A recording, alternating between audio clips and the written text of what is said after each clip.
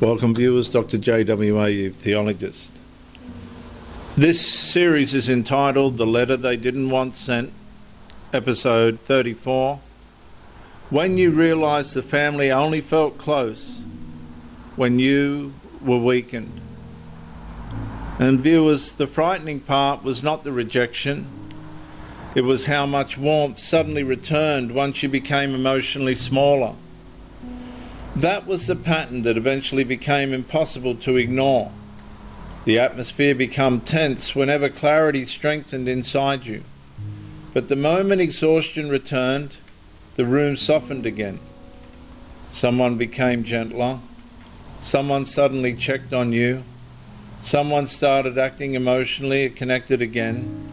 Not after truth was resolved, after resistance weakened. And that recognition damages something deep inside a person, because eventually affection itself starts feeling psychologically conditioned. The family system appears closest when the scapegoat stops threatening the emotional architecture holding everybody together. And at first you still feel interpreted.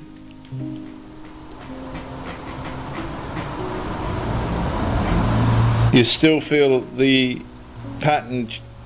At first you still interpreted the pattern generously. Sorry viewers. Concern, protection, family care during difficult periods. But eventually the behavioural rhythm became too consistent to keep misunderstanding honestly. Strength created discomfort. Boundaries created distance. Clarity created instability, but confusion restored emotional closeness again. And that is the part the nervous system starts recognizing before language fully catches up. The atmosphere becomes safest whenever you were doing doubt upon yourself, whenever exhaustion returned, whenever certainty weakened enough for the system to relax emotionally around you again. And suddenly the ceiling fan sounds louder than the conversation again. Someone becomes warmer once you stop pressing the contradiction. Someone smiles again the moment accountability retreats underneath emotional fatigue. And someone offers connection immediately after you abandon the concern, creating tension inside the room. And eventually another possibility begins forming underneath everything else. What if the family never fully bonded around health? What if it bonded around emotional dependency? And that thought changes the meaning of years. Because once connection starts repeatedly arriving attached to your psychological weakening, love itself becomes difficult to interpret safely. You stop trusting closeness naturally. You start wondering what version of yourself the atmosphere actually feels comfortable loving. The rehearsing deepens. The self-monitoring intensifies. And ordinary interactions become psychologically loaded.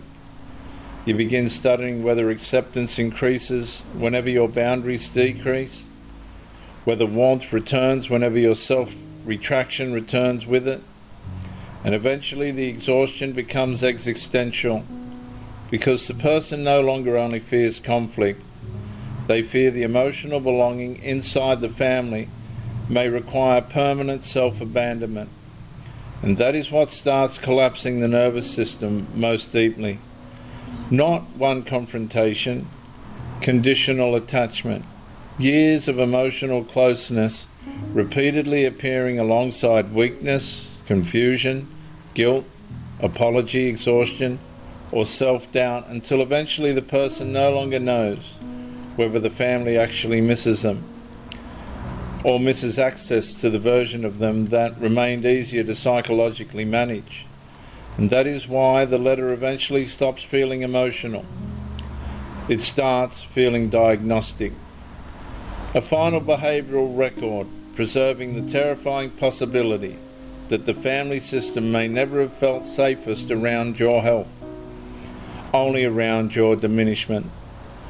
And by the time the letter is finally written, the person is no longer only trying to explain the abuse, they are trying to understand whether the family ever truly knew how to love them without first requiring them to become smaller for everybody else, to retain and remain comfortable again.